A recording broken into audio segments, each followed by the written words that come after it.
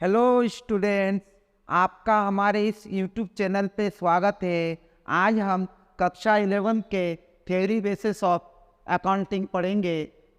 यदि आपको ये वीडियो अच्छा लगे तो हमारे इस वीडियो को लाइक कीजिएगा, दोस्तों के साथ शेयर कीजिएगा और इस चैनल को सब्सक्राइब कीजिएगा।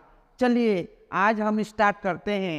इस थ्योरी बेसिस अकाउंट में पहला टॉपिक है मीनिंग क्या है। मीनिंग का मतलब होता है ये थ्योरी बेसिक प्रिंसिपल, अकाउंट की प्रिंसिपल क्या होती है, किस प्रकार उसके नियम रेगुलेशन क्या है, अकाउंट को किस प्रकार किया जाएगा, कैसे लेखा किया जाएगा, उसे अकाउंटिंग प्रिंसिपल कहते हैं। इसी के हिसाब से ही अपन लोग अकाउंट के रूल और रेगुलेशन लगाते हैं। इसका क्या एडवांटेज है? इसका एडवांटेज ये है कि इन्वेस्टर ने, आपने जो इन्वेस्टर बिजनेस में पैसा लगाया उनको क्या बेनिफिट होने वाला है, आप किस हिसाब से अकाउंट लिखते हैं, ये आपको इससे पता चलेगा।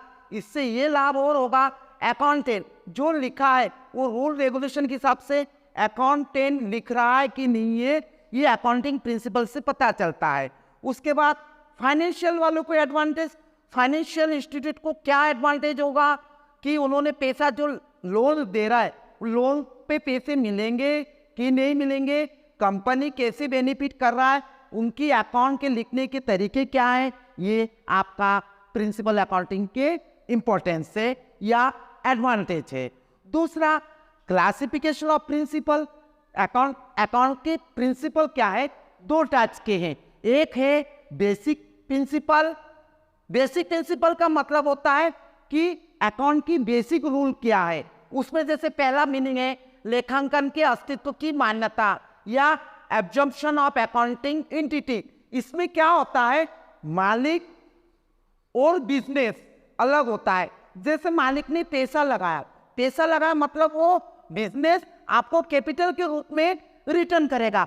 तो इसमें मालिक और बिजनेस अलग अलग दो वर्ड्स होते हैं। यदि मालिक बिजनेस से अपने पर्सनल यूज के लिए कुछ चीज निकालता है तो उसे ड्राइंग कहते हैं। या मालिक ने जो बिजनेस में पैसा लगाया उसे अपन लोग क्या कहते हैं, कैपिटल। इसको बोलते हैं एब्जॉर्प्शन ऑफ अकाउंटिंग एंटिटी। दूसरा है absorption of monetary measurement. Account में उसी की एंट्री होती है कि जिसका अपन लोग मनी से मेजरमेंट कर सकते हैं। फॉर एग्जाम्पल, आपने इतने का माल बेचा, हाउ मच, 1000 का माल बेचा, उसी की एंट्री होगी। माल बेचूंगा उसकी एंट्री अकाउंट में नहीं होती है। क्यों? क्योंकि अपन लोग उसका मनी मेजरमेंट नहीं कर सकते हैं। ये इसका एब्जॉर्प्शन ऑफ मॉनिटरी मेजरमेंट, जिसको हिंदी में बोलते हैं मौद्रिक मापन की मान्यता। कहने का मतलब है जिसको मुद्रा में माप सकते हैं उसी का ही अकाउंट में लेखा किया जाएगा। तीसरा है एब्जॉर्प्शन ऑफ गोइंग कंसर्न। ये इसका मतलब है कि लेखांकन की मान्यता ऐसा माना जाता है कि चालू व्यवसाय की अवधारणा, एक बार बिजनेस स्टार्ट हुआ ऐसा माना जाएगा ये निरंतर चलता रहेगा, कभी भी समाप्त नहीं होने वाला। तो उसे बोलते हैं चालू व्यवसाय की मान्यता या अवधारणा। ये आपके ये हो गई। इसके बाद अब दूसरा आता है basic principle of accounting. Basic principle में अपन लोग पहला देखते हैं दोहरा लेखा का सिद्धांत, प्रिंसिपल ऑफ ड्यूलिटी। यानी अकाउंट में हर ट्रांजैक्शन की डबल होती है, एक डेबिट होती है या दूसरी क्रेडिट। जैसे लेफ्ट हैंड में डेबिट होती है तो राइट हैंड में क्रेडिट होती है। तो इसको बोलते हैं डबल एंट्री सिस्टम या ड्यूलिटी सिस्टम। दूसरा इसका है प्रिंसिपल ऑफ एविडेंस।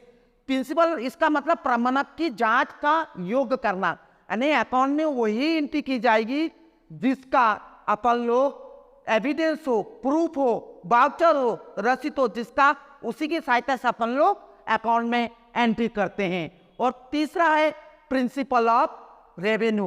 बिजनेस में जो पैसे अपन लोग ऐसे माना जाता है कि माल बेच रहे हैं और बेचने के उद्देश्य से अपन लोग जो ट्रांजैक्शन कर रहे हैं उसी को बोलते हैं प्रिंसिपल ऑफ एविडेंस। ये आपका बेसिक रूल है। इसके बाद अपन लोग पढ़ेंगे double entry system. Double entry system क्या होता है? डबल एंट्री में एवरी ट्रांजैक्शन के दो ट्रेड होते हैं, एक डेबिट होती है, दूसरी क्रेडिट होती है। दूसरा होता है आपकी सिंगल एंट्री सिस्टम।